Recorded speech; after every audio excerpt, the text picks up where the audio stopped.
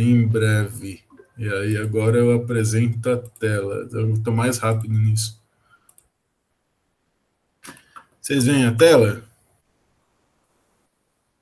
É para ver a tela, mas eu não sei porque está aparecendo um negócio. Aqui. Então vamos lá, gente. Hoje a aula é sobre lei de Faraday. E o que é... Por que que acontece? A gente viu semana passada, na verdade até antes, a gente viu corrente. A gente viu que circuitos podem ser analisados, e circuitos são coisas que são fios, basicamente fios que transportam corrente. E a gente, na semana passada, que a corrente ela é fonte de uma outra coisa que não é um campo elétrico, que é um campo magnético. O campo magnético, que é o campo magnético. Existem materiais na natureza que eles se comportam, que são os ímãs, chamados de ímãs, que eles se comportam que eles grudam e atraem outros materiais por uma força que não é gravitacional e não é elétrica. E aí essa força foi chamada de força magnética. E o que acontece é que, além dos materiais magnéticos, a gente viu que correntes elétricas, né, em espiras, em fios, em condutores, geram campos magnéticos, que é o análogo da lei de Coulomb, que é a lei de Biot-Savart, lei de Coulomb para eletrostática, lei de Biot-Savart para magnetostática, e a lei de Ampère, que seria usada quando tem simetrias, que seria o análogo da lei de Gauss, do eletromagnetismo, que serve para você ir lá e calcular o campo magnético quando você tem simetrias. Só que ela é o análogo da lei de Gauss, mas ela não é a lei de Gauss. A lei de Gauss é a lei de Gauss, certo? Não é outra coisa. A lei de Gauss, ela é uma coisa bastante clara. Dada uma ou seja, deixa eu escrever assim. A lei de dada uma superfície S,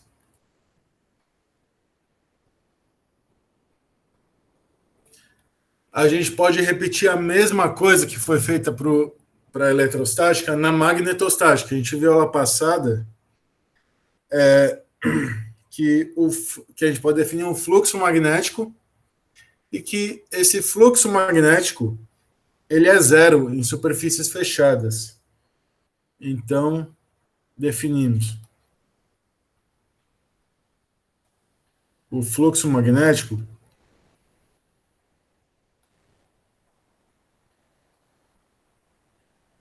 φB sobre essa superfície. Essa superfície, então, quando eu digo uma superfície S, é uma superfície orientada já. A superfície já tem um vetorzinho orientado para orientá-la, né? Então, em cada ponta eu vou ter um vetorzinho, dA, assim como no caso do eletromagnetismo. Ele poderia estar para o outro lado. Eu escolho a orientação da superfície. Então, φB, que é integral de B, escalar dA, sobre a minha superfície. Assim como no caso elétrico, o φE era a integral de E escalar dA sobre a minha superfície. Só que no caso elétrico, se vocês lembrarem bem, no caso elétrico, isso aqui, ó, superfície fechada. Eu tinha aqui a integral fechada de E na superfície fechada, a escalar dA seria Q interno sobre epsilon zero, né? que é a lei de Gauss. Então, qual que é a lei de Gauss para o eletromagnetismo? Então, vamos voltar lá. No eletromagnetismo, desculpa, para o magnetismo. Para o campo magnético é formado por ímãs, certo? Polo norte, polo sul. E os ímãs, eles se comportam como dipolos magnéticos. O campo magnético, ele vai ter uma estrutura de dipolo, né? O campo magnético vai ser tal que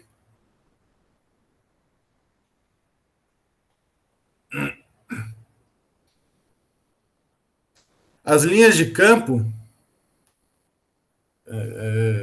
não está bem desenhado, mas as linhas de campo nunca vão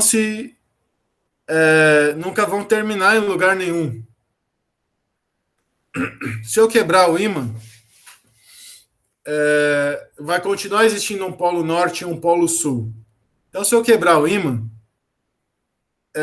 eu não vou conseguir nunca isolar o polo norte, que seria o equivalente, vamos dizer assim, de isolar a carga positiva. E esse é um fato experimental. Não existem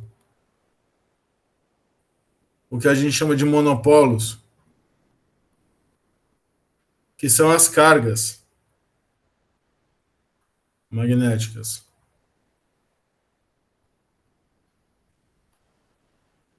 Não existe nada não existe carga magnética. O que gera campo elétrico é carga. O que gera campo magnético é ou ímã ou corrente. Lembra? Se eu pegar a espirazinha, se eu pego aqui uma espirazinha com uma corrente I, ela também gera um campo magnético.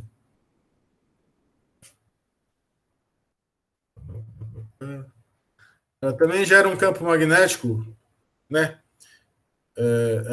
Que está nessa direção, pela regra da mão direita. Né? E vetor B e vetor B. O B está para baixo, certo? Ela também gera, e as linhas de campo são fechadas. Se eu tivesse um campo elétrico, as linhas de campo estariam elas começam. Se eu ter uma carguinha aqui, as linhas de campo começam aqui ou terminam aqui, se for positiva ou negativa. E aí, se eu faço aqui uma superfície gaussiana, o fato de ter carga dentro vai fazer com que. Isso que a gente viu lá passada. O fato de ter carga dentro vai fazer com que linhas que nasceram dentro da superfície saiam. E aí vai ter um número adicional de linhas saindo. Porque as linhas de fora, de uma carga de fora, vão fazer assim. Então, a linha de fora, ela cruza. Não contribui para o fluxo, mas a linha de dentro contribui para o fluxo. Aqui, como todas as linhas são fechadas, não vai existir esse tipo de coisa. Então, não vai existir carga magnética.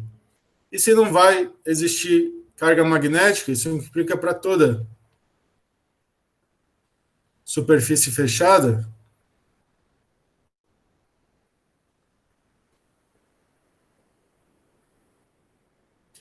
A integral fechada de B escalar dA é igual a zero, que seria o equivalente a você ter a carga magnética dividida vezes uma constante. Só que essa carga magnética não existe, pelas linhas de campo serem sempre contínuas, fechadas. Não existe esse tipo de coisa que tem na eletrostática. Mas para que serve isso? Bom, isso aqui em particular serve para muitas coisas que a gente vai ver na última semana do curso, que o curso está acabando. A gente vai ver na última semana do curso as equações de Maxwell. Isso aqui é uma das equações de Maxwell. São as equações que resumem o eletromagnetismo, propriedades de campos elétricos e magnéticos. Mas o que eu tenho aqui, importante saber, é o fluxo magnético, que é fluxo de qualquer coisa, é integral da coisa sobre a superfície. Então, o fluxo do campo elétrico é integral de E escalar dA sobre a superfície. O fluxo do campo magnético é integral de B escalar dA sobre a superfície. E aí, isso aqui eu ia apagar, porque eu estava treinando, né? Eu vou apagar e fazer de novo. Vamos lá. E aí, existe um fenômeno, que é um fenômeno que não foi, a gente não falou ainda, mas é um fenômeno bastante interessante, que é chamado de indução eletromagnética. Quando a gente tem um campo magnético parado, que nem está aqui, segurando o ímã parado, o campo magnético não varia no tempo, não acontece nada. É um fato experimental também, o Faraday descobriu, junto com outras pessoas, paralelamente, outras pessoas, que quando o campo magnético varia, suponha que eu pegue esse ímã e empurre em direção a uma espira, um fio fechado. Quando eu empurro o ímã na direção da espira, essa espira gera uma corrente.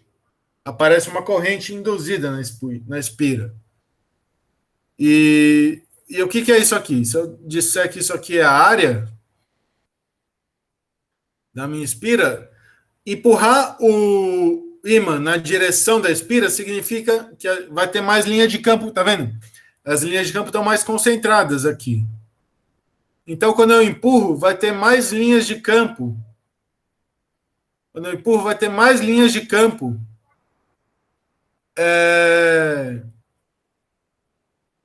Cruzando a minha superfície. E se tem mais linhas de campo cruzando a superfície, quer dizer que o fluxo aumenta. Certo? Aquele fluxo magnético. Φ é igual a integral de B escalar dA sobre a minha superfície, que agora é esse carinha aqui, né? A superfície determinada pela espira. Esse fluxo vai variar no tempo se eu movimentar o ímã ou para frente ou para trás, porque as linhas de campo são mais fortes perto do ímã. Então, isso aqui quer dizer que um fluxo magnético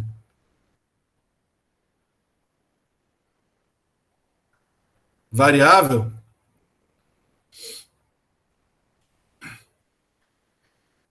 sobre a área delimitada por uma espira,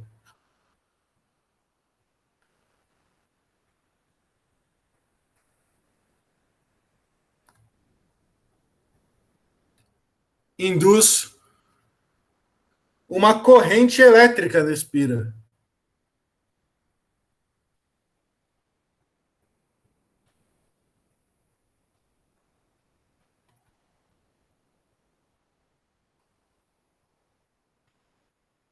E se ele induz uma corrente elétrica na espira, ele também induz uma força eletromotriz, né? Uma diferente potencial entre os terminais da espira. Se eu tiver numa configuração assim, por exemplo, se eu pegar aqui, ligar suponha que eu liguei esse pedacinho aqui eu vou medir a corrente. Se eu ligar num voltímetro, também vai ter uma força eletromotriz. Então, vai existir uma força eletromotriz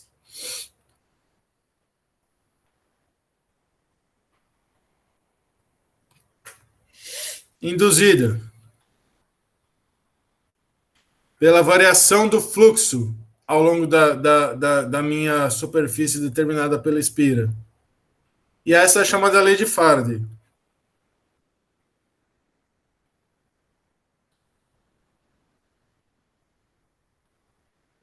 Que diz, então, que a minha força eletromotriz é igual a menos...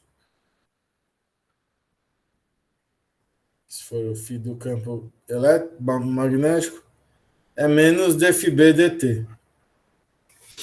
A força eletromotriz, então, seja, a diferença de potencial Se eu pegar um ponto aqui e outro ponto bem proximinho dele, a diferença de potencial, a força eletromotriz, por exemplo, se esse fio tiver uma resistência R, o RI, né, que é a força eletromotriz, é a resistência do fio multiplicado pela corrente, vai ser menos dφb dt, onde φ é o campo magnético.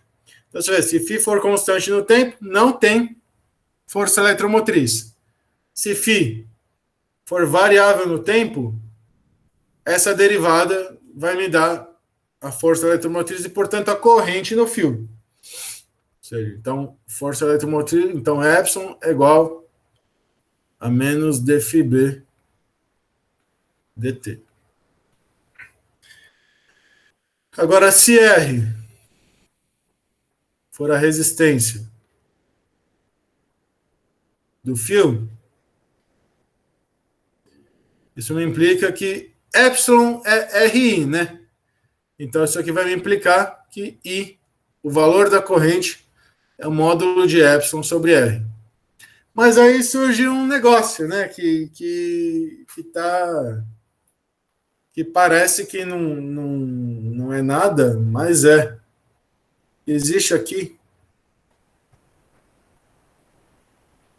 um sinal de menos. Ou seja, epsilon é menos dφb dt.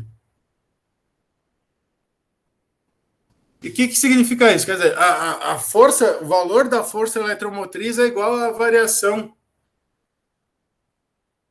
do meu fluxo elétrico, que é essa integral sobre a superfície delimitada pela espira.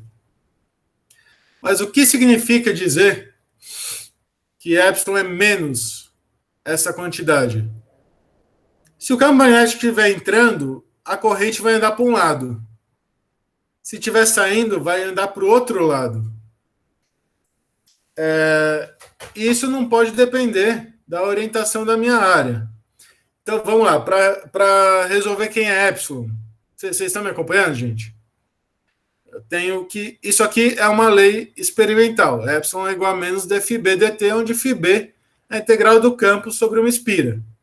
Mas tem um problema, que é esse... Bom, tem dois problemas. O primeiro problema é que o fluxo ele está definido sobre uma área orientada, certo? dA vetor.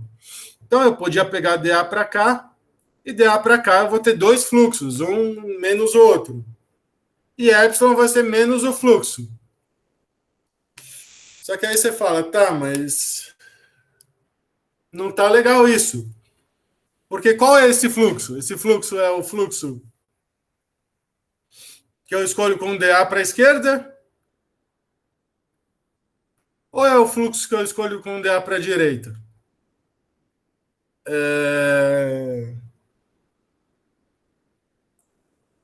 A gente vai ver então que tanto faz. O primeiro passo, vamos resolver o problema. O primeiro passo, então, sempre vai ser escolher a orientação de dA.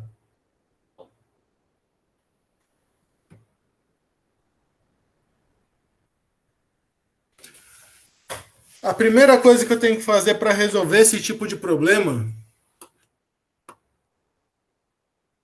é escolher a orientação de dA. Uma vez que eu escolho a orientação de dA, eu sei quem é o fluxo. E aí eu sei quem é epsilon. E epsilon vai depender do sinal do fluxo. Eu vou fazer essa escolha aqui, ó.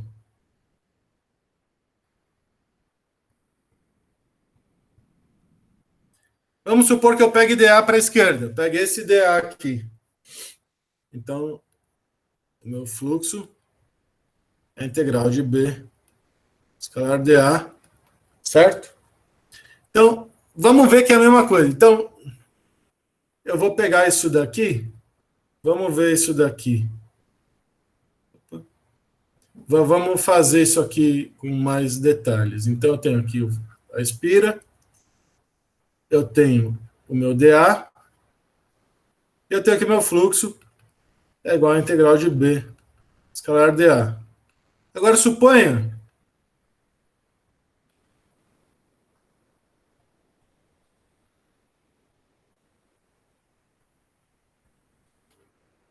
Se o ímã se aproxima da espira, que é maior que zero, certo? B e DA estão na mesma direção. O B está para cá, o DA está para cá. Esse fluxo aqui, né? B e DA estão no mesmo sentido, então esse fluxo é maior que zero. Então, se o ímã se aproxima da espira, o dφB, as linhas de campo de B ficam mais próximas uma da outra, né? Elas se concentram. dφB dt maior que zero. Isso implica que epsilon, que é menos dφB dt, é menor que zero. E aí eu vou dizer para vocês como é que funciona. Nesse caso, a corrente, o sentido da corrente está no sentido oposto.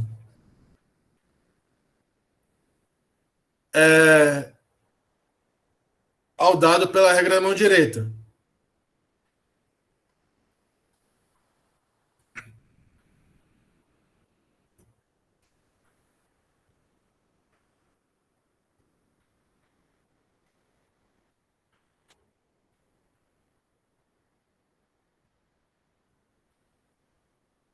Aplicada a dA.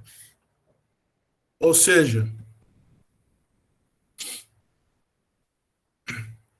se o ímã se aproxima da espira, se eu estou nessa condição do ímã se aproximar da espira, até quero ver a minha força eletromotriz é negativa, dada essa orientação. Certo? E aí, isso eu estou dizendo para vocês que nesse caso, quando a força eletromotriz é negativa, o primeiro passo foi escolher dA, certo? Escolhi dA. Se a força eletromotriz é negativa no final, a corrente vai estar no sentido oposto à orientação de dA. Pela regra da mão direita, a corrente, pela regra da mão direita, a corrente deveria estar para cá, certo? Ela faz isso aqui nesse sentido. Mas não, como o epsilon é negativo, eu vou ter dA aqui, e a corrente vai estar no sentido oposto, quase a regra da mão esquerda, né? Oposto ao dado pela regra da mão direita. Então a corrente, nesse caso, vai estar para cá. Aí você fala, tá, mas e se eu escolhesse o outro, né? Porque tanto se eu estou dizendo que eu posso escolher, e se eu escolhesse essa configuração?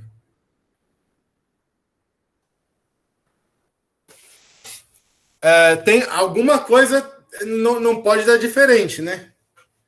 Vamos lá. Então, φB, nessa configuração, φB vai ser integral de B escalar dA, mas o B está entrando, certo? O B está entrando. Então, φB é menor que zero. No entanto, quando eu aproximo o ímã, eu vou ter que o módulo de φB cresce, né? O fluxo em módulo está aumentando, mas como ele é negativo, isso implica que dφB dt diminui. Ele é um número negativo que fica mais negativo. Então, o módulo do fluxo aumenta. Isso me implica epsilon maior que zero. Certo? Porque epsilon é menos dφB dt. A força eletromotriz aqui. Mas aí, se epsilon é maior que zero, o que eu digo para vocês é que a corrente está... Eu não sei se o livro faz assim, eu acho que o livro faz diferente. Está no sentido, no mesmo sentido, mas eu acho que assim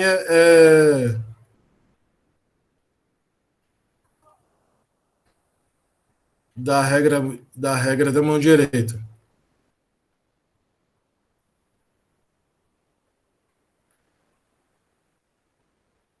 Para dA. Então, se eu escolher DA para o outro lado, o que vai acontecer? Ah, eu escolhi DA para o outro lado. Se eu escolher DA para o outro lado, o fluxo vai ser negativo. E aí eu vou encontrar que a força... Aqui era negativa a força eletromotriz. Aqui eu vou encontrar que a força eletromotriz é positiva. Mas tudo está em relação a DA, certo? Todas essas coisas, fluxo, força eletromotriz, estão dadas em relação à minha escolha da orientação da superfície. Menos a corrente, ó. Se epsilon é positivo, ela vai estar no mesmo sentido. Então, pela regra da mão direita, se você bota o dedão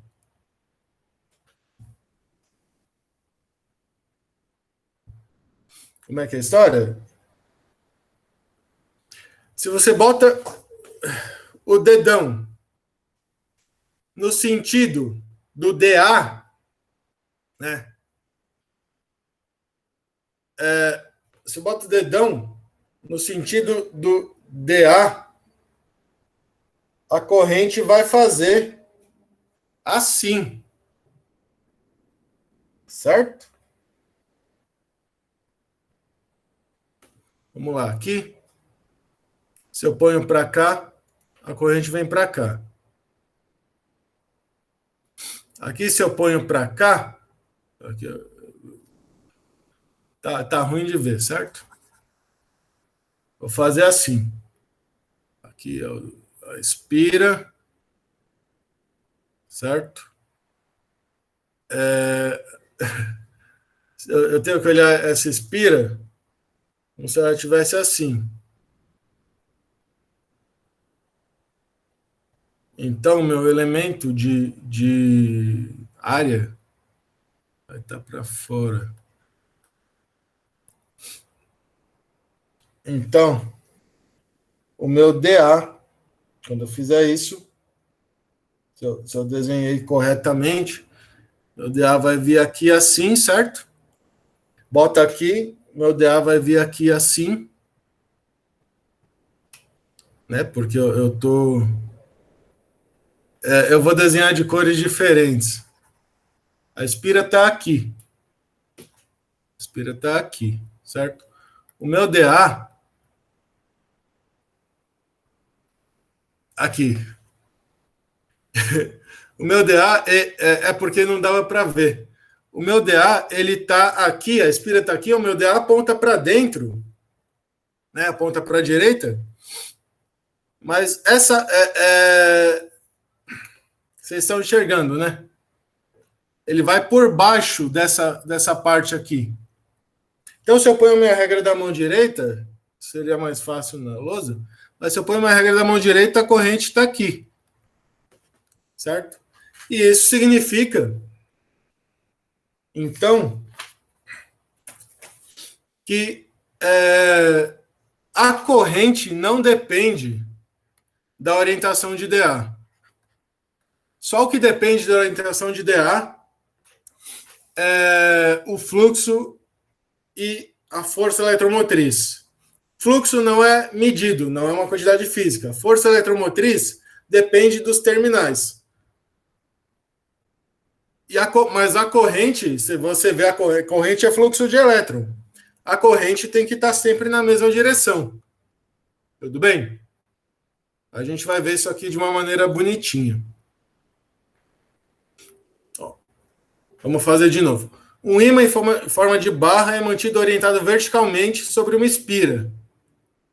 A gente vai ver como isso funciona, que está no plano horizontal, como mostra essa figura. O polo sul do ímã está voltado para a espira. Se o polo sul do ímã está voltado para a espira, aqui acontece o contrário. Aqui, as linhas de campo, elas estão para cima, certo? Então, após o ímã ser solto, ele vai cair. A pergunta é, para onde está a corrente? Antes do ímã cruzar a espira e depois do ímã cruzar a espira. A primeira parte é escolher a orientação de DA.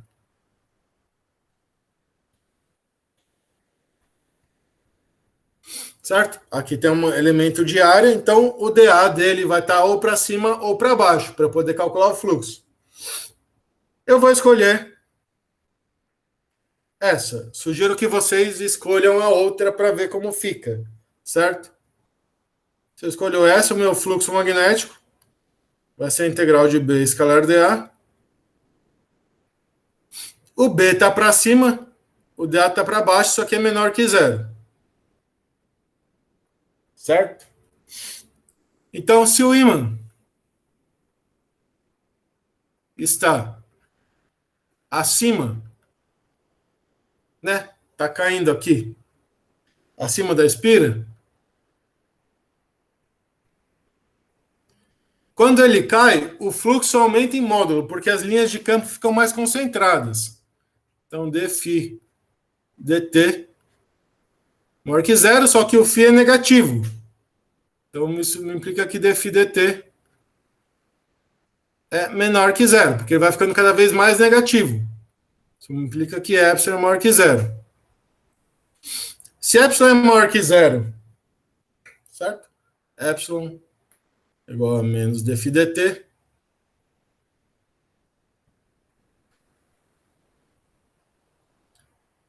Se epsilon é menor que zero, então o que acontece é que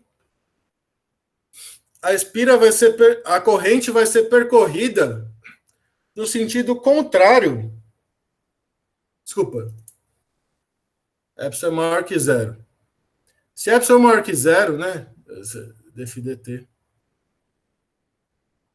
maior que zero. Se epsilon é maior que zero, a corrente vai ser percorrida no mesmo sentido, dado pela regra da mão direita aplicada ao meu dA. Certo? Que aqui, se eu fizer isso daqui, vai ser sentido horário. Então, isso me implica que eu vou ter isso daqui. Expira, né? E a corrente vai ser percorrida no sentido horário. Vocês estão me acompanhando? Se o ímã está acima, então o que acontece é que eu escolho o dA. Escolhendo o dA, nessa configuração, o fluxo é negativo, porque o B está para cima e o dA está para baixo. Mas conforme o ímã cai, o número de linhas de campo vai aumentando, vai ficando mais concentrado. Então, o fluxo em módulo vai aumentar. Como ele é negativo, ele vai ficar mais negativo. Então, dφ dt é negativo. O epsilon, que é menos dφ dt, vai ser positivo. Então, a corrente vai estar no sentido dado pela regra da mão direita aplicada ao dA. Certo? Então, aqui eu sei qual que é a corrente. Agora, se o ímã está abaixo, o ímã passou a espira, certo? Passou a espira. Então, agora, se o ímã passou a espira, é como se eu tivesse, então, agora essa configuração. Os campos para cima e a espira está para cima do ímã, certo? E as linhas de campo estão indo. Ele está caindo, ele já caiu, certo? Ele já caiu.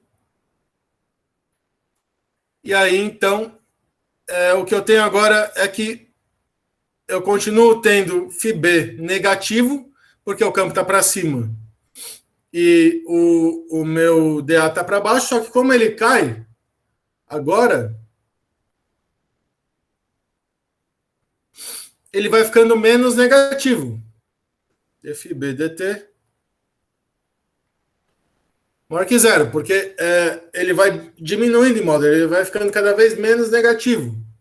Então, dφB dt maior que zero implica que epsilon é menor que zero nesse caso. Então, ele está no sentido... Então, se eu pegar a minha espira, a corrente vai estar no sentido contrário ao da regra da mão direita. A corrente vai estar aplicada aqui ao meu dA, né? A corrente vai estar no sentido anti-horário da espira. Tudo bem, gente? Existe uma outra maneira de ver isso, eu vou falar daqui a pouco da outra maneira de ver isso, que é chamada de lei de Lenz, que você olha para o fluxo magnético. Mas essa ideia aqui de ver o dA para onde ele está, pode ser interessante e às vezes pode ser até mais útil.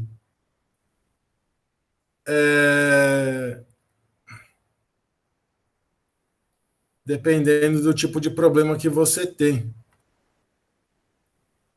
Tudo bem? Vocês estão me acompanhando, gente? Isso aqui é importante. Com isso, vocês resolvem quase tudo. Tá bom. Vamos lá. Vamos ver, então, um caso mais... Vamos ver como é que o campo magnético varia. Campo magnético.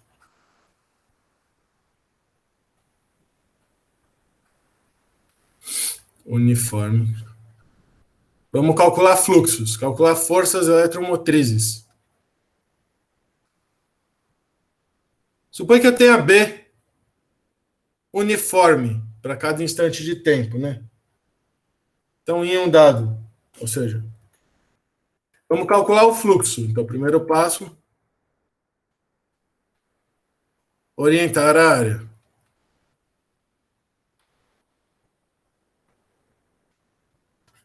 Yeah. Aí você escolhe, né? Para onde você quer orientar a área. Eu vou escolher essa direção. Certo? Em um dado instante T,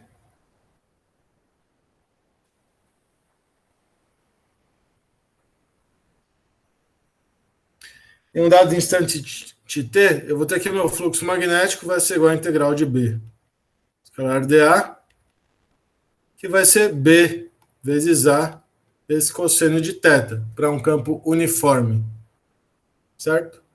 Então, isso aqui vai me implicar que o meu epsilon vai ser menos dφb dt, que vai ser menos ddt de B vezes A vezes cosseno de θ. Então, a gente viu que o sinal de epsilon em relação ao meu dA escolhido, ele me dá o sinal da corrente. E aí a gente viu que o epsilon é a variação desse fluxo aqui. Se a gente pega uma espira de área constante, não, uma espira que não varia no tempo, e um campo magnético uniforme, desculpa, se eu pego uma espira de área A e um campo magnético uniforme,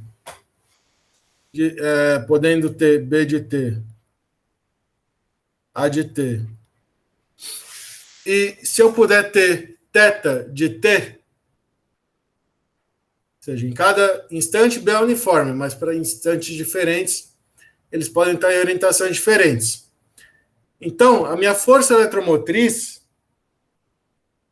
que é quem vai gerar corrente na espira, ela vai ser dada pela derivada temporal de B vezes A vezes cosseno de θ. Então, se B varia no tempo, se o campo magnético varia no tempo, ou se a área varia no tempo, ou se o ângulo entre eles variar no tempo, isso vai gerar uma força eletromotriz. E essa força eletromotriz, então, vai gerar uma corrente no sentido do que a gente viu no slide anterior, na lousa anterior, agora é lousa, né? Certo? Eu coloquei algumas coisas aqui a mais, mas eu não sabia direito quantos slides ia dar. Vocês estão me acompanhando, gente? Vocês Estão acompanhando o procedimento aqui de como que a coisa é feita? Então, vamos resolver um problema. Uma espira de arame retangular de largura W e comprimento L e um fio metálico longo e retilíneo transportando uma corrente I estão dispostos em uma mesa.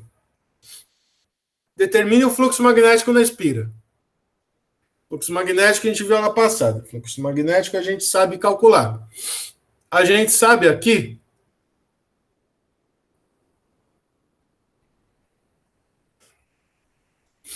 que uma vez que eu tenho uma corrente de um fio muito longo, infinito, o campo magnético ele vai ter simetria cilíndrica e ele vai ser dado pela regra da mão direita em relação a essa corrente. O campo magnético vai ser nessa direção. Em particular, aí sempre que você calcula essas coisas, é legal colocar eixinhos. Que eu chamei de IJK. Para não se perder com essa história de para dentro, para fora, para cima, aquelas flechinhas.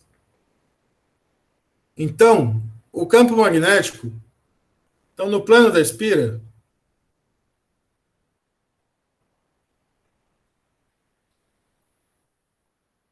que é o plano da lousa, né? Eu tenho que B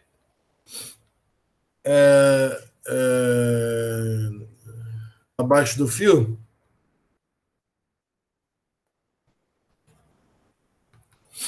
O campo magnético vai ser o campo de um fio infinito. M0I sobre 2π. Distância até o fio, certo? Se eu chamar isso aqui de essa distância de y, por exemplo, vai ser 2πy, M0i sobre 2πy na direção entrando na lousa. Menos I. Certo? Então vamos calcular o fluxo magnético. O fluxo magnético vai depender da minha escolha de área. Então, primeiro passo, escolher a orientação de DA. Eu sugiro que vocês repitam esse exercício sempre, trocando a orientação de DA, porque é para dar o mesmo resultado. Eu vou escolher assim, ó, DA para dentro. Menos DA. Aí. Uma coisa que ajuda muito é escolher DA na direção do campo magnético, porque aí você não vai ter aqueles sinais de menos, certo? Se o campo magnético aqui está para dentro, se você escolher DA no mesmo sentido do campo, o seu fluxo magnético vai ser B vezes a área, ou a integral de BDA. Não vai aparecer sinal de menos. Nesse caso aqui não vai ser B vezes a área, certo? Porque B depende da minha distância. B não sai da integral. Então eu tenho aqui meu fluxo magnético. Nessa escolha de DA, vai ser a integral de B escalar DA. Que vai ser então... Só que B e DA agora eles estão na mesma direção e no mesmo sentido. Então, menos I, que multiplica menos I, é 1, certo? Isso aqui vai ser a integral dupla de BDA. Isso aqui vai ser a integral dupla de BDA, certo?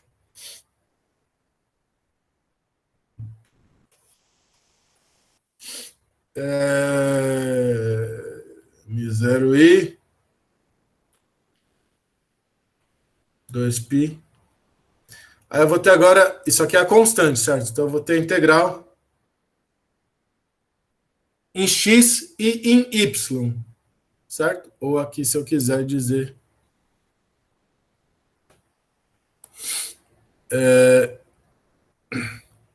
se eu disser que essa distância aqui é x,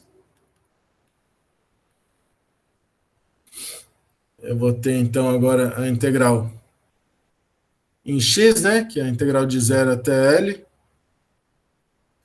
em x, vezes a integral em y. Integral em y, ela vai, daqui ela vai de h até w mais h.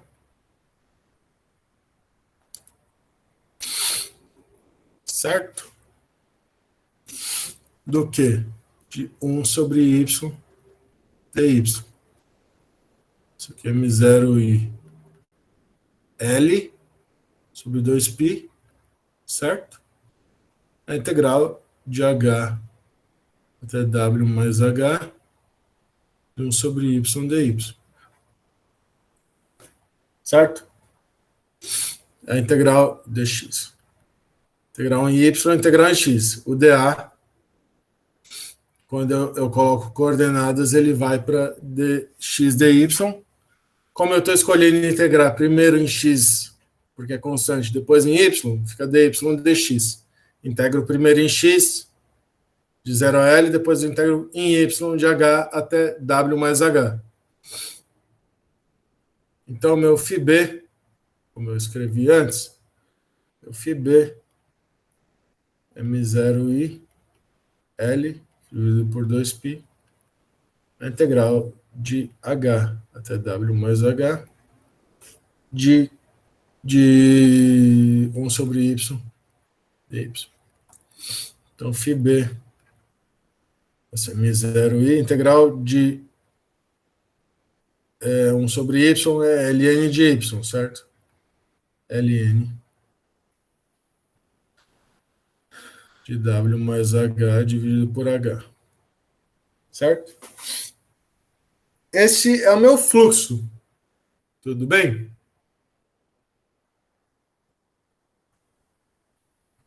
Esse é o meu fluxo magnético. Então, eu sei resolver o meu fluxo magnético. Determine o fluxo magnético na espira. Eu sei. Agora, suponha que a corrente esteja variando em função do tempo, de acordo com essa expressão. I igual a A mais BT. I é igual a A mais BT. Determine a FEM induzida na espira.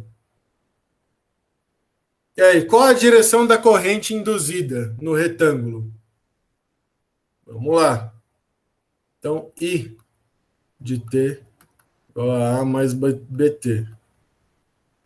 Eu sei que a FEM induzida ela é menos dφb dt, certo? Então, ela é menos m0 L dividido por 2π ln de w mais h sobre h. E a única coisa que varia aqui com o tempo, então, é o I, di dt. E di dt é B, certo? Então, meu epsilon igual a menos m0 bl dividido por 2π ln de w mais h sobre h. Certo? Esse é o meu epsilon. Essa é a minha força eletromotriz induzida. O que é uma força eletromotriz induzida? Campos magnéticos variáveis, ou fluxo magnético variável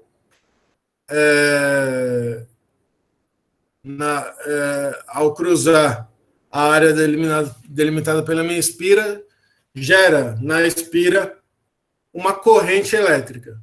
O fluxo magnético variável gera corrente elétrica. Como aconteceu aqui. E a corrente elétrica, se o fio tem uma resistência, a corrente elétrica vai ser gerada por uma força eletromotriz induzida, que é dada por esta expressão. Desculpa, que é dada por esta expressão. Epsilon igual a menos dφb dt. E por caso de um campo magnético desse tipo, cuja dependência é 1 sobre y, né? Cuja dependência é 1 sobre y, o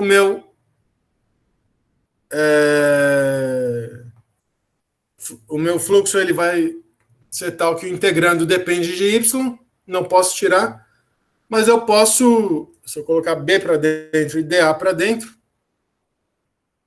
certo? Isso aqui vai ser μ0i, a integral de 1 sobre y dy, dx, 0 a L, e vai dar um ln de W mais H sobre H. E a força eletromotriz, então, se eu tiver uma corrente do tipo A mais BT, ela vai ser igual a menos, ela vai ser sempre igual a menos dφ dt. Se eu vejo que por uma corrente variável, eu vejo quem que varia no meu fluxo, a única coisa que varia é a corrente, porque o resto é tudo constante, certo? A espira tem tamanho constante, não sei o quê. Então, o epsilon vale isso. Agora, vamos lembrar, agora C. Pergunta, qual é o sentido da corrente? E aí, vamos lembrar que a gente escolheu no começo o dA para dentro da lousa.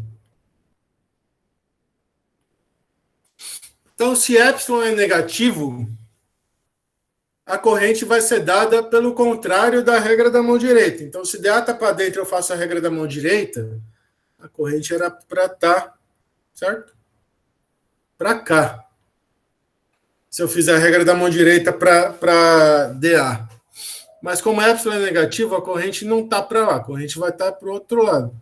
Como epsilon é negativo, eu vejo a regra da mão direita e faço, e por ter o sinal negativo, a corrente vai andar no sentido contrário da regra da mão direita. Gente, esse negócio do sentido da corrente aqui é importante, de verdade, é importante. Essa aqui é o meu I induzido. Minha corrente induzida vai andar, então, no sentido anti-horário, se eu olhar aqui. Certo? E a minha força eletromotriz ela é dada por essa quantidade. Se vocês trocarem a orientação de dA, vocês vão fazer as contas e vão ver que epsilon vai ser positivo, mas a corrente vai estar sempre no mesmo sentido. A corrente que é um negócio que é medido. A corrente, se você bota lá o amperímetro, você mede corrente. E a corrente, então, não pode depender do sinal que você escolhe para fazer a conta, certo? A corrente existe apesar de você. Tudo bem, gente? Isso aqui, então, é um exemplo de corrente variável. A gente viu primeiro um exemplo de campo magnético variável, quando o ímã entrava, ou saía, ou cruzava a espira. Esse aqui é um exemplo de corrente variável. Desculpa. É um exemplo de campo magnético variável também, porque isso aqui me implica. Certo? Esse I é este I. Então, isso implica que B igual a B de T. Isso é um exemplo de campo magnético variável. Certo? Porque dizer que a corrente muda quer dizer que o campo magnético gerado pelo fio está mudando. Que o campo magnético que entra aqui está mudando. Então, agora a gente vai ver exemplos de área variável, que é chamada de força eletromotriz de movimento. O que é isso? Né? Suponha que agora eu pegue um circuito num plano.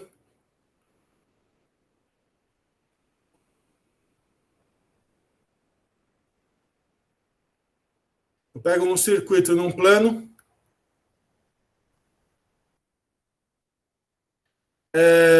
Como está aqui, né?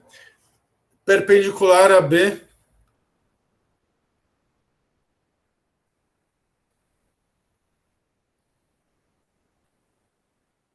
Acho que eu mudei o tamanho das letras aqui. Dessas coisas aqui. Grossura da linha. Perpendicular a B uniforme. Aí, suponha que eu pegue ele para dentro, por algum motivo. E aí eu pego uma barra, como vocês já fizeram antes, exercícios desse tipo. Eu pego uma barra condutora Esse circuito é este circuito, certo? É um circuito dessa forma. É um quadradinho, aqui tem um resistor, mas não tem fonte. Então, eu pego uma barra condutora que pode se mover.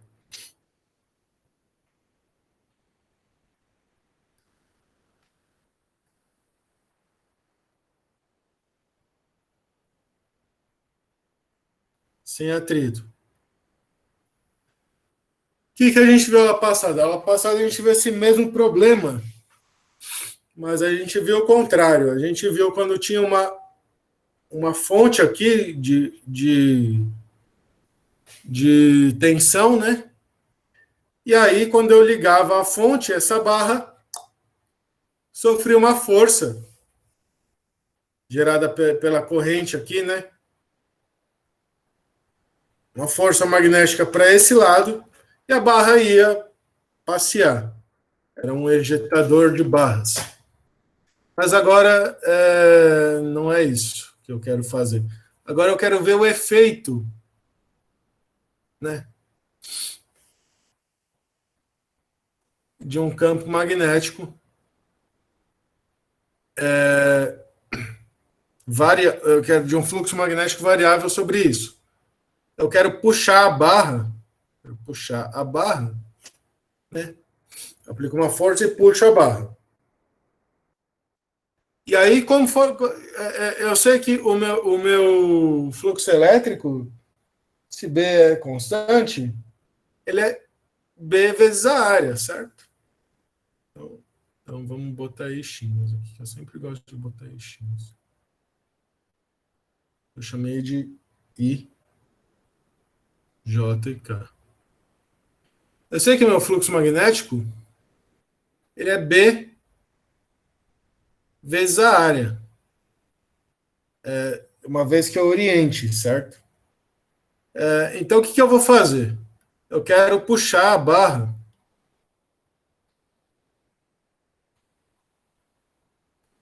para a direita, mantendo ela com velocidade V.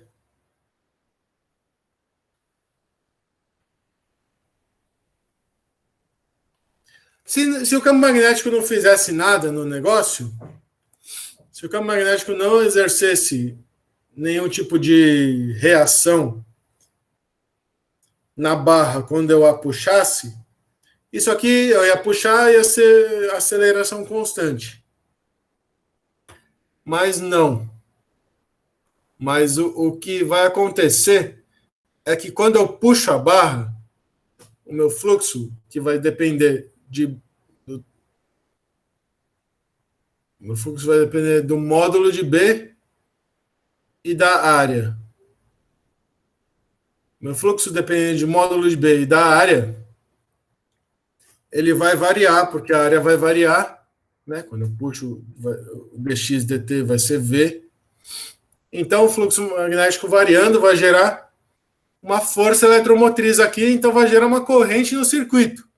E uma corrente, sabe que uma corrente passando numa barra, na presença de um campo magnético, gera uma força magnética nessa barra, que a gente viu aula retrasada, certo? Então, primeiro passo, vamos escolher a orientação de A. E eu vou fazer sempre assim, eu vou pegar, posso escolher qualquer um, mas eu vou pegar a área orientada no mesmo sentido do campo. Então, meu fluxo magnético vai ser, então, igual a integral de B escalar dA, certo? Que vai ser B vezes A. E A é X vezes L. Então, minha força eletromotriz, nesse caso, induzida, devida ao fato de eu estar puxando a barra e, portanto, variando a área, não o campo, mas a área delimitada, que a minha espira delimita, vai ser dada pela variação do fluxo no tempo, e o fluxo vai variar, porque isso aqui vai ser igual a B dA dt. E A está crescendo. Isso aqui é B vezes L dx dt. E dx dt é a velocidade com a qual eu puxo a barra. Isso aqui vai me implicar menos isso, certo? Menos isso. Então, epsilon seria menos BLV.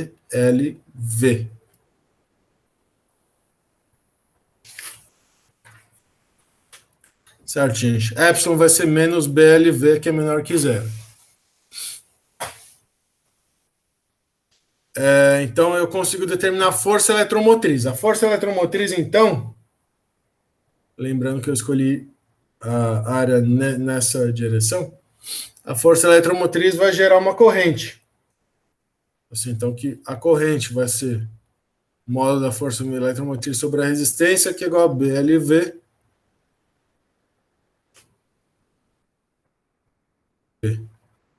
L, B e por R. E aí, qual que é a orientação da corrente, né? Epsilon é negativo. Então, pela regra da mão direita, se eu botasse o dedão no sentido da lousa e girasse os outros dedos, eu obteria o resultado da regra da mão direita. Como epsilon é negativo, né? Vou pegar...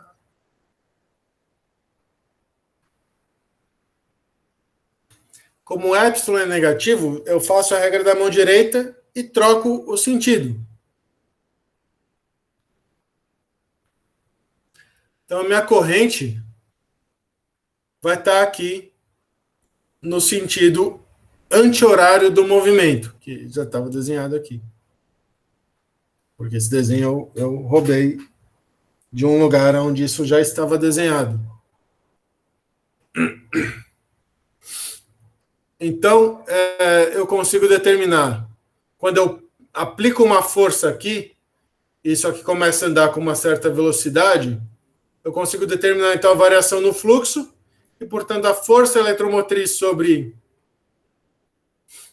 o meu circuito, e daí eu consigo tirar, então, a corrente que passa no meu circuito, e como eu sei a orientação da área que eu usei para calcular o fluxo, e eu sei qual é o meu epsilon, eu tiro também daqui o sentido da corrente, que vai estar nesse sentido. Aí você olha, tá, mas a corrente então está para cima. Então vai existir, a corrente vai passar aqui, certo? Se a corrente vai passar aqui, a corrente vai passar aqui. E se a corrente passa aqui e tem um campo magnético no meu espaço,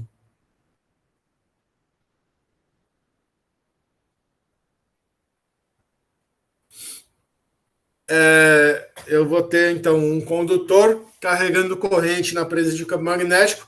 Esse condutor vai sentir uma força magnética. Certo? Esse condutor vai sentir uma força magnética. Deixa eu copiar isso aqui.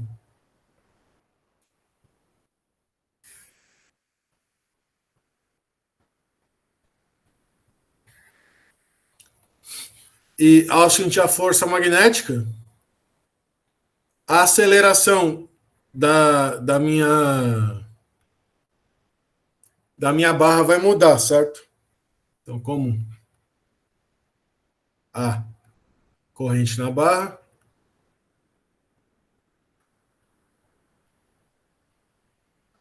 ela sofrerá uma força magnética.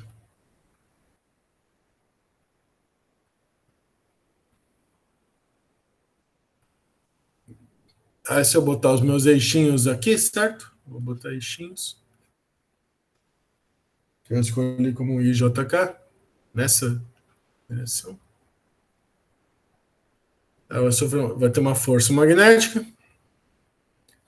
Então, eu tenho. Então, vamos lá. E tá para cima.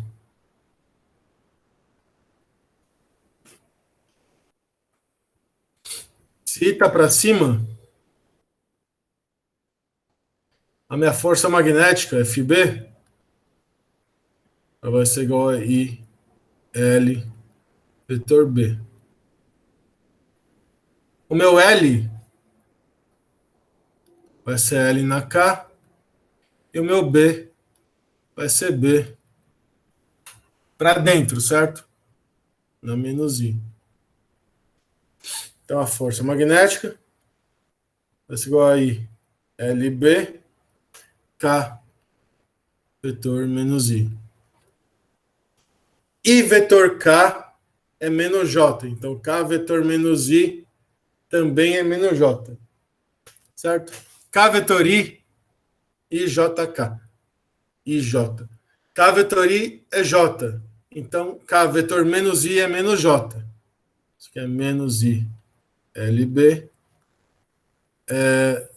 Certo? K vetor I é J. K vetor I é J, né? Pela mão direita. Que aparece à esquerda para vocês. Isso aqui é menos ILB na J. Força magnética. Se vocês olharem, então, o que acontece é que conforme eu puxo a barra aumentando a área, isso vai fazer com que apareça uma força magnética no sentido contrário.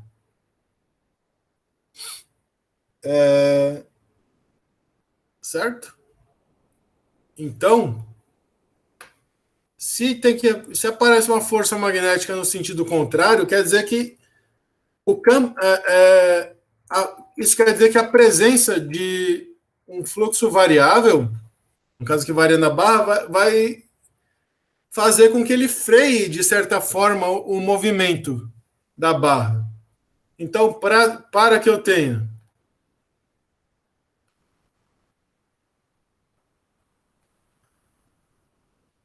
cidade constante da barra,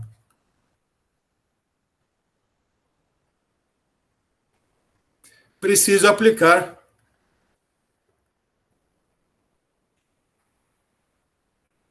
uma força externa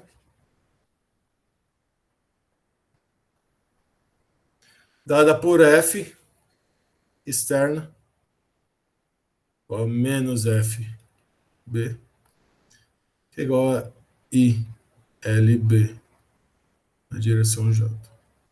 Então, eu tenho que aplicar esta força com esse módulo para que eu tenha velocidade constante, para eu manter velocidade constante, porque a tendência dessa força magnética é fazer com que a barra pare, porque ela depende da velocidade, a força magnética.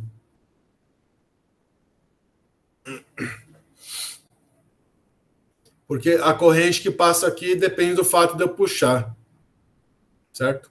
Se a velocidade para, não tem corrente no fio. Então, uma vez que a velocidade para, a força para. Só que quando eu tenho velocidade, essa força funciona como um freio da minha barra. Então, eu preciso ter, para que eu tenha uma velocidade constante na barra, eu vou precisar ter uma força externa agindo sempre e com esse formato, certo? E aí, então, eu vou realizar trabalho para puxar a minha barra. Então, se eu vou realizar trabalho e eu vou manter ela numa velocidade V, vai implicar que a potência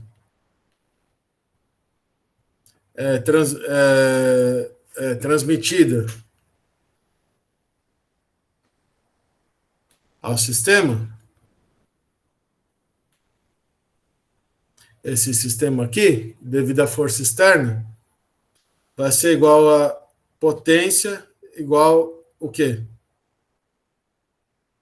A velocidade é constante, então potência é força externa vezes velocidade, escalar velocidade. Então, força externa é ILB V, certo? Potência externa é ILBV, força externa. Aí, se eu me lembro que I é epsilon sobre R,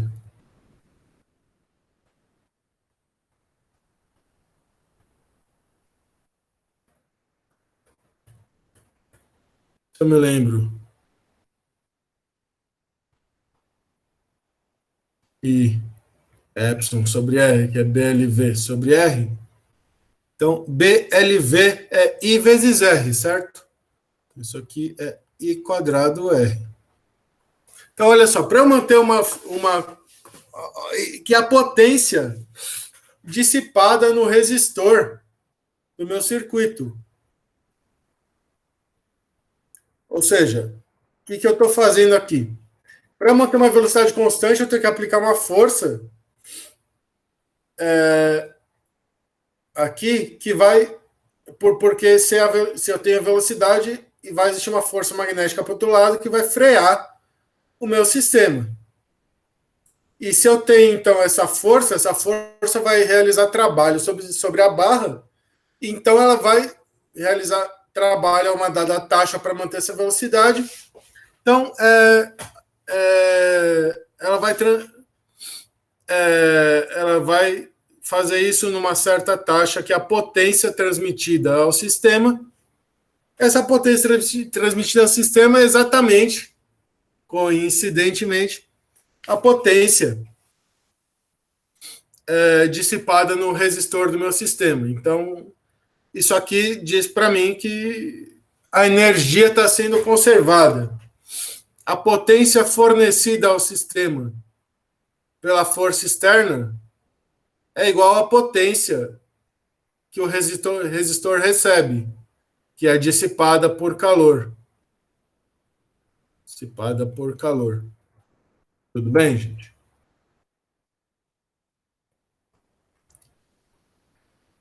Então vamos lá. A figura mostra uma barra que pode deslizar. É o mesmo problema. A figura mostra. Vamos refazer o problema de outras maneiras. Uma barra que pode deslizar sobre dois trilhos livres de atrito. Aí eu tenho o resistor, eu tenho a distância e eu tenho a força. Calcule a força necessária para mover a barra para a direita com a velocidade V. Então, a gente viu a força necessária. Então, a força. A força está para a direita, certo? Então, a força é IL vetor B, que o módulo dela é IL vezes B. E eu vi que I, certo? Eu tenho, o que eu tenho aqui? Tenho resistor. Desculpa, eu tenho L. E eu tenho campo magnético. Essas são minhas grandezas, certo? Então eu não tenho I, eu tenho que escrever I em termos das grandezas que eu tenho. Eu tenho velocidade. A gente viu no problema anterior que I é BLV dividido por R. Isso vem do epsilon, é igual a dφB dt, que é igual a ddt de B vezes A, que é igual a B vezes A dA dt, que é igual então a B vezes L vezes velocidade, dx dt. Menos isso, menos isso, menos isso, menos isso. Então a corrente é módulo de epsilon sobre R. Então a corrente é B vezes L vezes V dividido por R. Certo? Daqui que vem que essa é a expressão. Então, se eu substituo um no outro,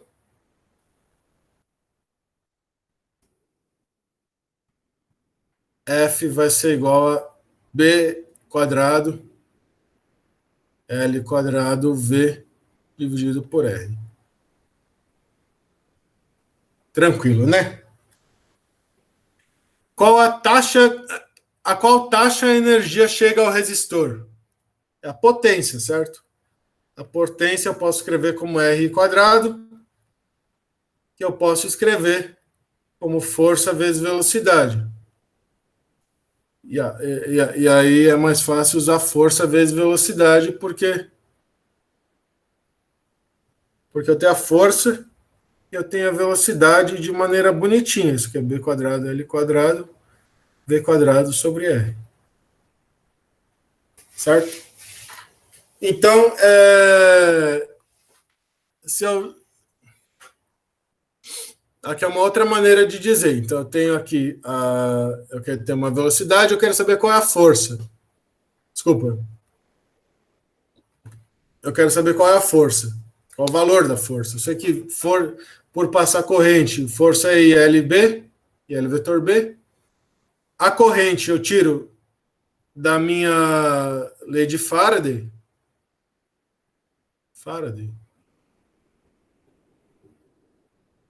Que é Y igual a menos dφB dt.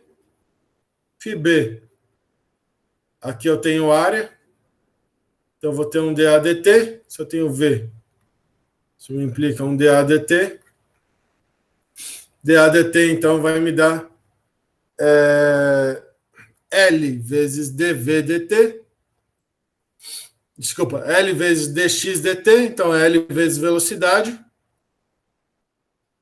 Então aí eu vou ter, quando eu dividir o módulo da força eletromotriz pela resistência, a minha corrente. E aí eu tenho a força e a potência. E aí, se eu pegar o mesmo problema, é só escrevendo de outras maneiras, gente. Considere. Assuma que R é igual a tanto. Agora eu tenho R, eu tenho L, eu tenho campo magnético. A qual velocidade a barra deve ser movida para que seja produzida uma corrente de meio ampere? Certo? Essa aqui é mais fácil, certo? A gente viu que I, pela lei de Faraday, é BLV sobre R, porque velocidade é igual a RI sobre B vezes L. Certo? A velocidade é RI sobre B vezes L. Que é a resposta do exercício. Tranquilo, né, gente? O que não é tranquilo? Não é tranquilo achar a direção, o sentido da corrente. Eu tentei utilizar aqui uma explicação por meio da área da área orientada e se a força eletromotriz é positiva ou negativa, mas existe uma outra explicação que é igual, que é chamada de lei de Lenz, que fala que o sentido da corrente induzida na espira é o de tentar anular a variação de fluxo magnético. As espiras, elas não gostam de mudança. É que nem cachorro. Cachorro não gosta de mudança. O cachorro, a gente também não gosta. Ele quer tudo igual, porque assim é o jeito que é. E assim são as espiras. As espiras não gostam de mudança, elas não gostam que o campo magnético varie. Então, se eu aplicar um fluxo magnético, se eu calcular um fluxo magnético, por exemplo, devido à área variável, se o meu fluxo magnético variar, a espira vai fazer de tudo para agir contra essa variação. Então vamos lá, vamos ver. O sentido da corrente induzida na espira é o de tentar anular a variação do fluxo magnético. Em outras palavras, a corrente elétrica corrente elétrica sobre uma espira gera, a gente viu já, corrente elétrica sobre uma espira gera campo magnético, né? Gera campo magnético. Então, quando eu induzo uma corrente elétrica na espira, ela vai gerar um campo magnético induzido. Então, vamos lá, vamos pegar a situação em que aqui eu tenho um campo magnético para dentro, certo? E a barra está sendo puxada para fora. Se a barra está sendo puxada para fora, né? Vamos colocar aqui o DA, eu vou escolher assim, para dentro. Se a barra está sendo puxada para fora, de novo, e aqui eu vou escolher DA porque eu preciso calcular o valor do fluxo magnético. Se a barra está sendo puxada para fora, e eu sei que meu φ é igual campo magnético, está para dentro os dois, certo? Meu B também está para dentro. Φ é B vezes A, o meu dφ dt vai ser B vezes dA dt, que é maior que zero. Então, o meu fluxo magnético está aumentando. Então, a espira não gosta que o fluxo magnético varie. Então, a espira vai gerar um campo magnético para tentar fazer com que o fluxo magnético diminua, para cancelar esse daqui, certo? Então, se o fluxo está aumentando,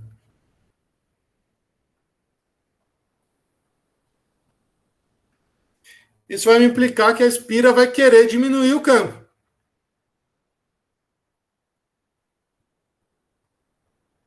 A propriedade da espira é gerar correntes. A espira não consegue fazer. Se eu estou puxando com velocidade, a espira não consegue fazer com que a área mude. Mas ela consegue fazer com que a corrente mude. E para diminuir o campo, eu preciso colocar um campo induzido nessa direção, para fora, que é a direção contrária ao campo que já existe. E se eu coloco o campo induzido para fora, a minha corrente, né? Agora, pela regra da mão direita, minha corrente vai estar no sentido anti-horário. Então, aqui, nessa situação, eu gero uma corrente nessa direção. Corrente induzida. Já nessa situação, eu tenho o contrário, certo? Eu vou pegar sempre dA assim. Então, eu tenho que meu fluxo igual a menos BA. Se o fluxo é menos BA, dφ dt igual a menos B dA dt, que é menor que... E olha só.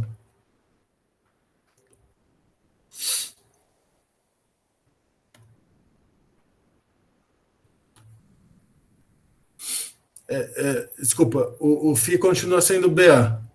O φ é BA e o dφ dt é B dA dt, certo? dA está para dentro, B está para dentro. Então, o dφ dt é B dA dt, então o dφ dt é menor que zero. Se dφ dt é menor que zero, quer dizer que o fluxo está diminuindo. Então, a espira quer fazer com que o fluxo aumente, porque ela quer que ela quer evitar que ele varie. Então, ela tem que criar um campo magnético ao contrário. Ela tem que criar uma corrente ao contrário. Ela tem que criar um campo magnético tal que o fluxo aumente. Em outras palavras, tudo que ela pode fazer, né, é gerar campos magnéticos. Então, se dφ dt é negativo e φ é B vezes A, se eu aumentar o meu campo, né, eu vou estar aumentando o φ. Então, eu vou tentar fazer com que dφ dt aumente para cancelar isso daqui. Isso aqui me implica que o campo B ele tem que estar para cá, bem induzido, porque eu quero aumentar o meu campo. Então, fluxo diminui, certo? Que implica que eu quero aumentar o meu campo.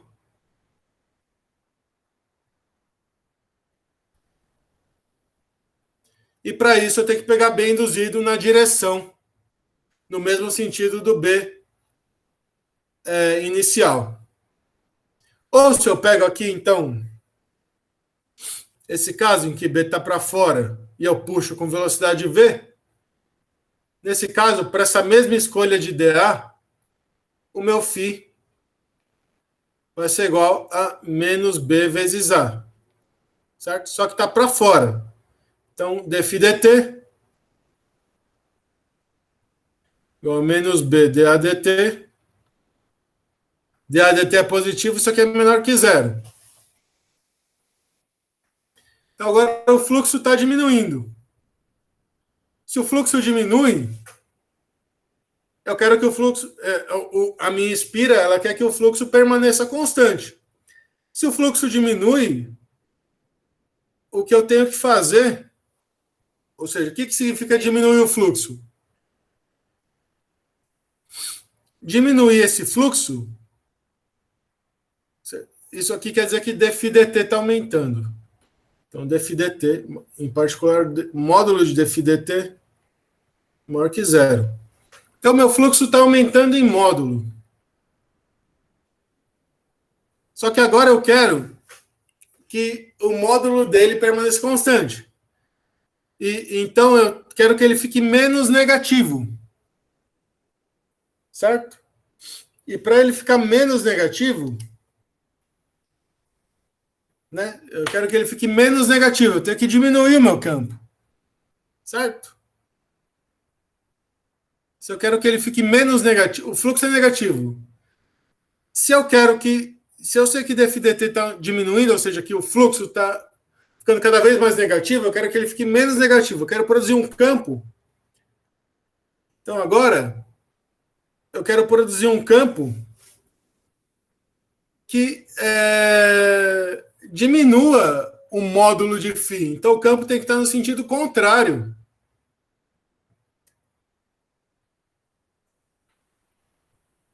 O meu campo tem que estar no sentido contrário do campo original.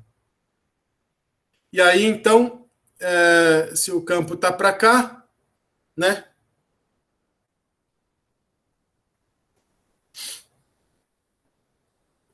Se o campo está para cá, a minha corrente induzida pela regra da mão direita vai estar para cá. Notem que aqui, esse caso é análogo a esse caso aqui, certo? Eu esqueci de desenhar a corrente aqui. A corrente continua para cá. Porque aqui eu estou invertendo a direção da velocidade e estou invertendo o sentido do campo. Como o fluxo depende de B vezes V, esse resultado tem que ser o mesmo que esse. Certo, gente? Deixa eu ver o que mais que eu tenho para falar aqui.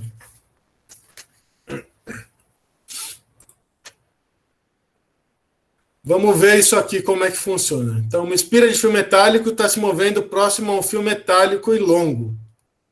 E retilíneo, que transporta uma corrente constante I.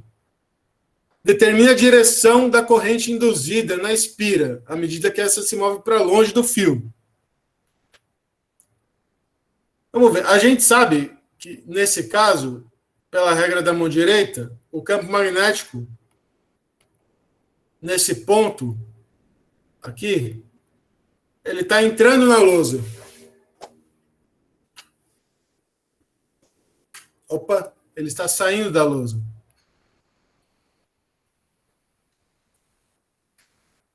Se eu uso a regra da mão direita, o meu campo magnético está saindo da lousa, certo? Então aqui, meu campo magnético está saindo da lousa. Agora, olha só. Vamos escolher dA. Escolho.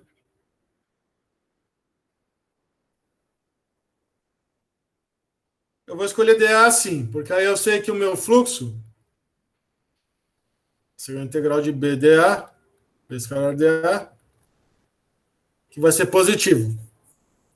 Só que olha só, lembra que aqui o campo magnético vai com 1 sobre a distância. O campo magnético aqui ele varia dentro da espira. Então eu não posso simplesmente falar que isso é B vezes área. Só que olha só, como B, se eu chamar essa distância de Z, como B decresce com Z, se eu puxo a espira para cima, B vai diminuir. Então, se a velocidade está para cima, com o tempo, essa espira vai subir. Se a espira vai subir, num próximo instante, o B aqui vai ser menor. Então, o fluxo, que é a integral de a área mesmo. Então, o fluxo vai ser menor. Dφ dt é menor que zero. Se dφ dt é menor que zero, a espira não gosta disso. A espira vai produzir um campo magnético de maneira a fazer com que o dφ dt aumente. Porque ela quer que seja zero. Ela não gosta de variação. Então, para que ela faça isso, a única coisa que ela pode fazer é modificar o B. Certo? Então, o que ela faz, na prática, é produzir um campo magnético induzido que aumente o valor de B, né? Porque o B está diminuindo, o fluxo está crescendo. Então, a espira não quer que o fluxo decresça. Então, ela tem que aumentar o campo magnético. Então, o B induzido vai estar nessa direção. E se o B induzido está nessa direção, né?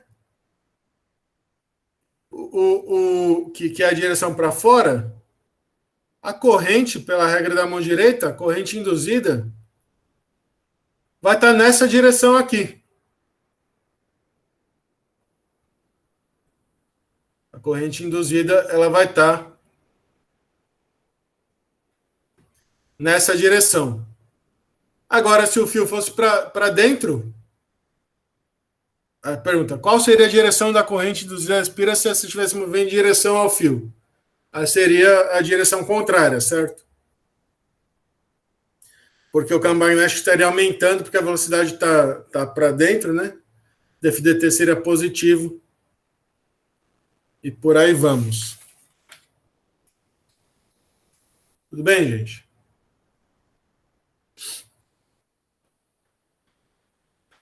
Vamos refazer rapidinho esse, então. Lembra, esse aqui a gente já fez com aquela coisa de você olhar para sinal da força eletromotriz. Então, o ímã está caindo. Aqui ele tem a lei de Lenz, né? Então, o ímã está caindo e eu quero saber a direção da corrente quando ele está caindo, antes de cruzar e depois de cruzar o fio. Então, como é que eu faço isso? Primeiro ponto, eu vou escolher o meu dA para cima ou para baixo, certo? Eu vou escolher o meu dA, que eu desenhei aqui bonitinho, para cima. Porque aí, eu posso falar que quando o ímã está acima, eu sei que o meu fluxo, então, vai ser a integral de BdA, que é maior que zero. E conforme ele vai caindo, as linhas de campo ficam mais próximas, dφ dt é maior que zero. Então, se dφ dt é maior que zero, a minha espira vai querer fazer com que o dφ dt diminua. Ele vai querer fazer um campo que diminua dφ dt. Então, na prática, ela vai querer fazer um campo, se φ é igual a isso daqui está crescendo, É porque o B está aumentando. Então, ela quer fazer um campo contrário ao campo B aqui, né? Ela quer fazer um campo contrário a esse campo B. Então, isso me implica que o B induzido vai reduzir o B total. E se ele vai reduzir o B total, ele, em particular, ele tem que estar para baixo.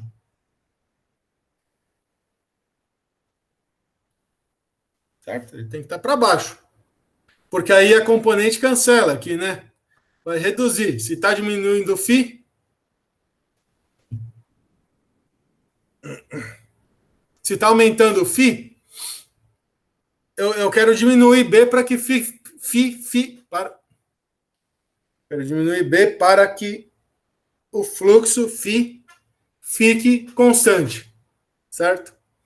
Esse B induzido está para cá, né? Pela regra da mão direita, a corrente induzida está no sentido horário do movimento.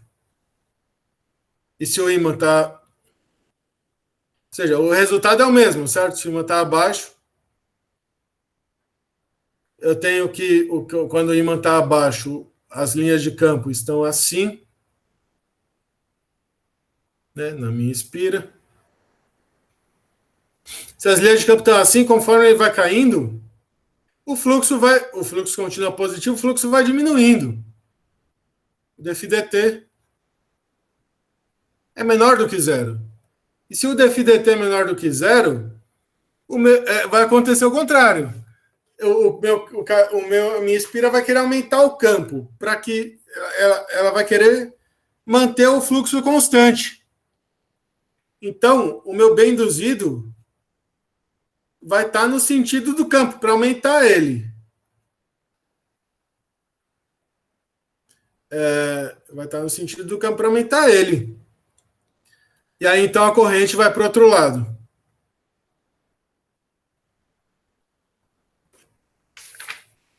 Tudo bem, gente?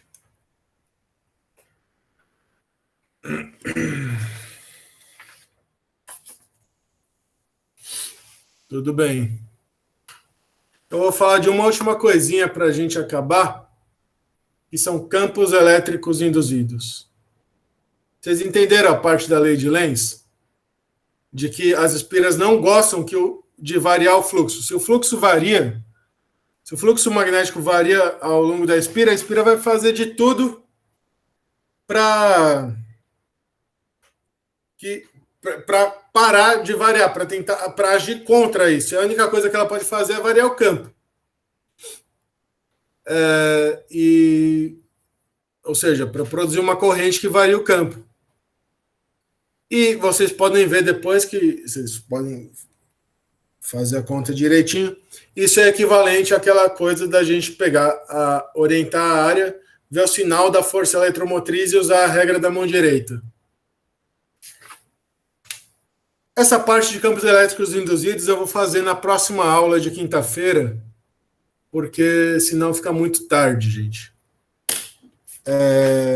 Que aí eu também preparei um exercício de campos elétricos induzidos. É bom que já começa com a teoria e já faz o exercício. Tudo bem? Então a gente hoje para por aqui.